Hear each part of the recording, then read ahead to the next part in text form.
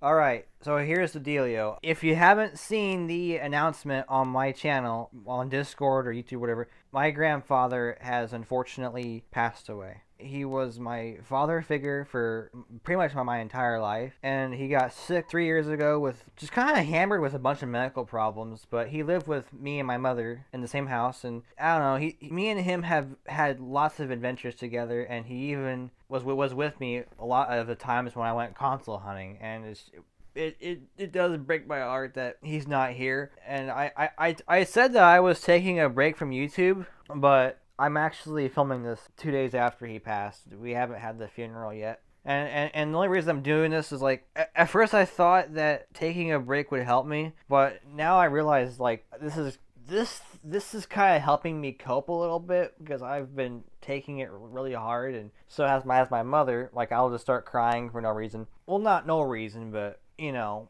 it's just hard.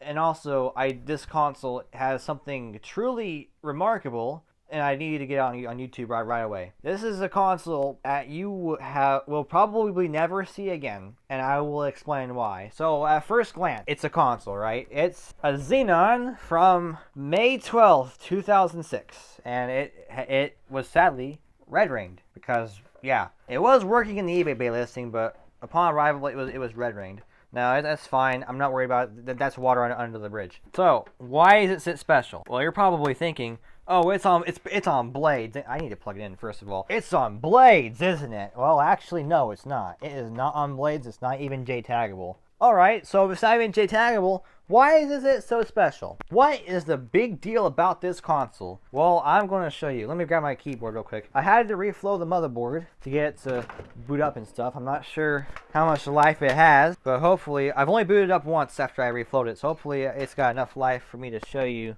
what exactly is going on. We're going to hit no. You can't anyway because the eFuse is disabled. Alright, it's not J-taggable, but it's not NXE. Seth, I thought you hated 8955 and 8948 and 9199. It's not on any of those dashboards.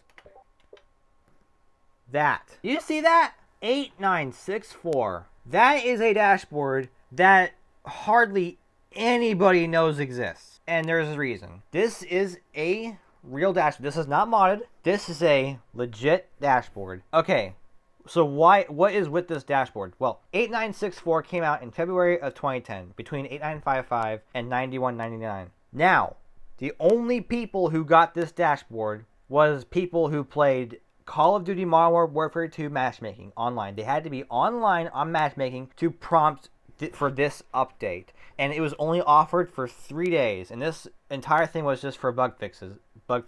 3 days, 3-day time window, and this was the only way you could get it. There is a guy on DGIX website, you know, whatever that's called, who has all the dashboard updates, even 1888, but not this one.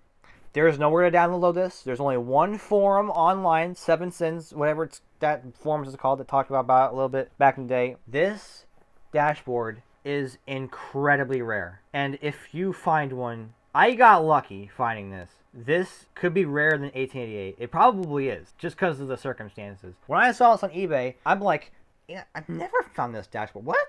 And then I looked everywhere, and I couldn't find anything about it, except for that one forum. And Chris found a little bit more information on it. He's my editor. So I bought it, because why not? But yes, there's not really any difference between 8955 or anything like that. It's just the number is why this is special. Now, it could be very well be that this is the only 8964 currently in existence. I hopefully doubt that. I hope there's more out there. I'm sure there is somewhere out there. Who knows? But here's one right here that I found. 8964. Good old Xenon that sadly has a bad GPU. Now, I don't know about GPU replacements. So, normally, I don't know. GPUs for Xenons right now that work are kind of hard to find because the ones that are being sold were probably not removed properly, because my buddy Mike's having trouble finding working GPUs for these, and it doesn't make sense to waste a bunch of money on GPUs that don't work. And even transplanting CPUs from serviced boards is kind of risky as well. Now, a thing that does kind of work is transporting the CPUs and the NAND chips and stuff like that to the service board, blah blah blah blah. But again, there's always risks. There's tons of risk factors to this, and why risk it? This is a one of a lifetime thing. It's highly unlikely that we'll ever see one that exists again. This is the first. See, this is why I wanted to film this. This is the first documented 8964 that anyone has found since it was a thing, like since it came out. And I feel very honored to share this with you. I feel very extremely honored to share this with you, that I found this, and it's simply amazing. Got a GDR. That's not what I was going to say, but that it's there. It's got a GDR, the good old reliable disk drive. Anyways, yeah, this dashboard. If for some off-the-ball reason that you happen to have a console with this dashboard, please speak up, because you have something incredible. No, it's not JTAGable, but it's rare. Extremely rare. Now, I will try to get a NAND dump of this and share it with people. So maybe you can get it working on an RGH or something. But I don't have a working flasher, so it'll be a while before I can get the NAND on this console dumped. But, yeah. And one more thing before I sign off here. Listen, I know I've already talked about it. I'll talk about it one more time. Thank you guys so much for being there for me. I've had a lot of amazing people that have, you know, just be there for me during this really hard time. All my friends from my channel on Discord have been my rock through this entire thing, and I know a lot of people are praying for me to get through this, and I will. At one moment, and I'm sure some of you guys have been through this. At one moment, I feel okay with what's happened, and then the next, my brain's like, how are you gonna cope with this? How are you gonna move on without one of your best buddies? Because my grandpa was one of my best buddies. He really was. Like I said, he might have even been in a couple of videos of mine in the background. I don't remember, but yeah, he was an awesome man, and I am going to miss him an awful lot.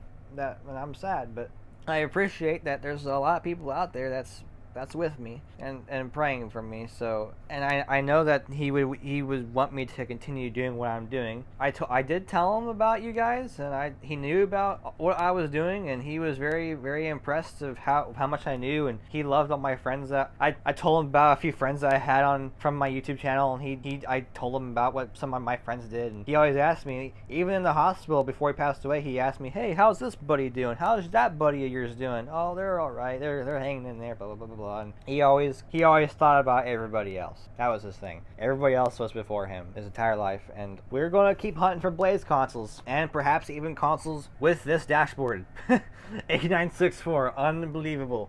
Rest in peace, Grandpa, and thank you all so much for being here. I really appreciate it.